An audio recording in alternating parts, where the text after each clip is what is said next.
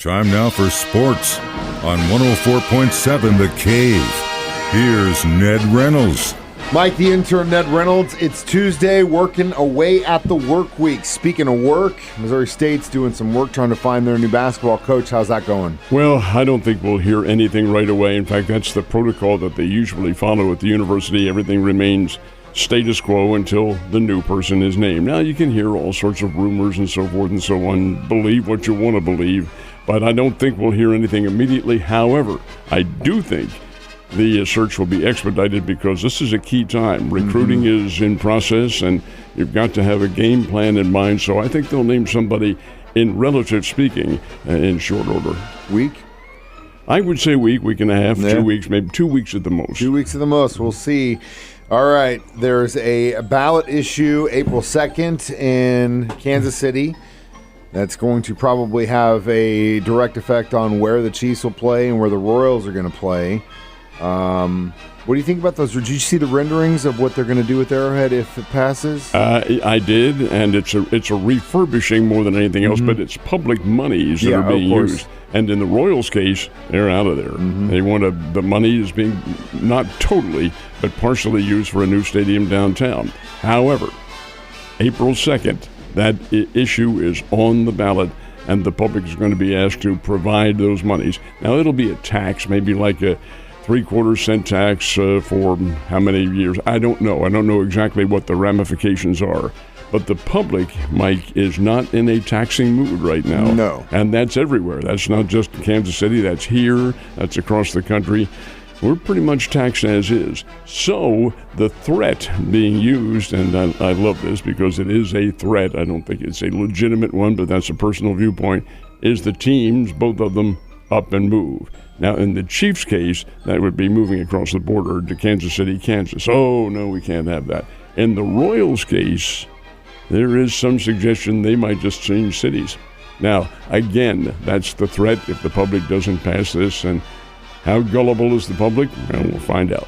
Well, it's always done at the ballot box, and we'll see what happens next month. All right, last but not least, the top teams in college basketball are sitting on top of the mountain until Selection Sunday. And this is, to my knowledge, the last of the polls. It'll be coming out, last of the public polls. Houston is number one among the men, and they have been much of the year. Houston is in the Big 12, folks, and they'll play in the Big 12 Conference postseason tournament. They are pretty good. They beat Kansas last week by 30.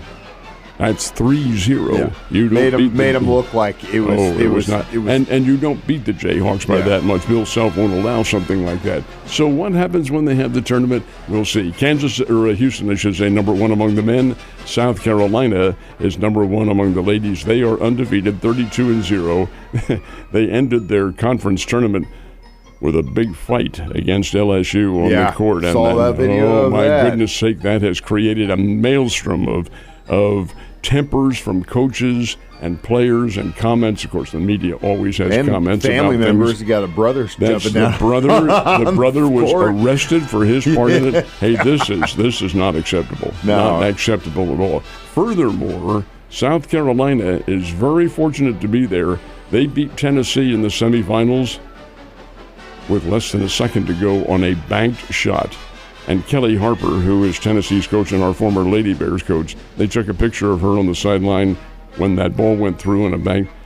You thought the world had come to an end with her. She thought she had South Carolina beaten. Almost did. They're not totally invulnerable, but things can happen. You can't get lucky that many times.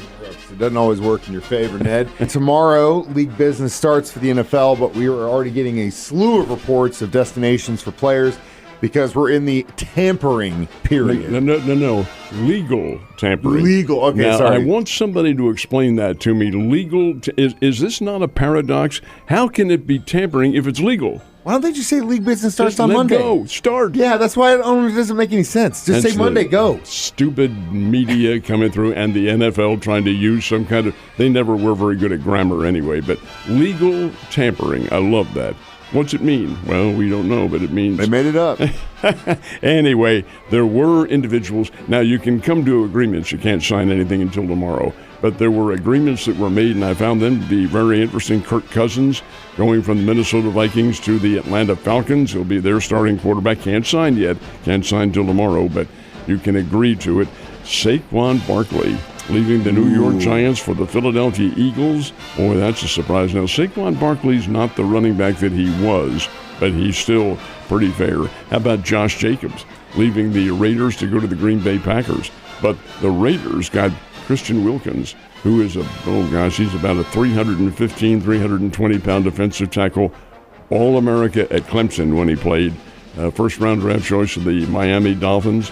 He's a free agent, so he is going to the Raiders. He gave the Chiefs a run this last season. Now, the interesting thing about this is I kind of thought we might see something on L'Jarius Sneed, but we did not. There was no hint of anything, which leads me to believe that they're getting ready to trade him. I think that's probably going to be the best. If they were working on a long-term agreement, I think we would hear more about that. But in regards to his future, I'm just going to be very surprised if he's with the Chiefs. Remember our bet?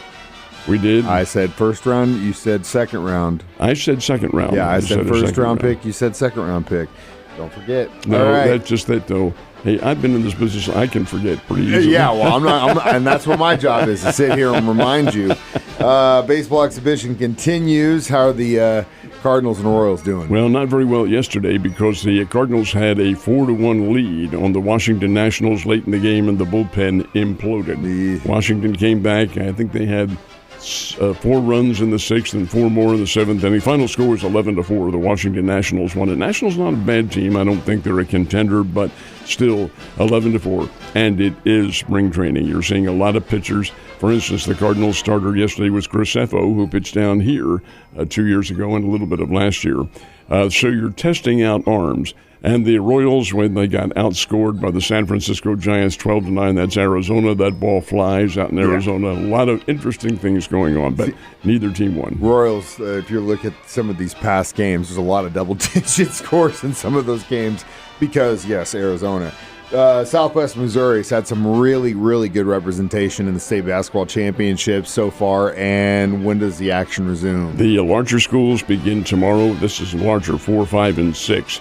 And the first, I'm not going to get into the full schedule, but the first of the area teams to play will be tomorrow morning, Wednesday morning at 10 o'clock in the Mizzou Arena. And that'll be the legendary, well, it's not the players coming back, but the Lady Jays from Marshfield are going to play, and that is really good. They're playing John Burroughs from St. Louis, and that's tomorrow morning at 10 o'clock.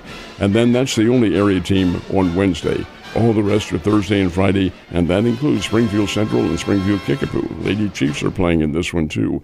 Their regimen is not very easy. They have Corey Azu from St. Louis in the semifinals, and if they win, more than likely, Incarnate Word. And all they have won is 129 straight games. Yeah, and they're like playing a professional basketball team. Ned, you have a great day, and I'll see you tomorrow.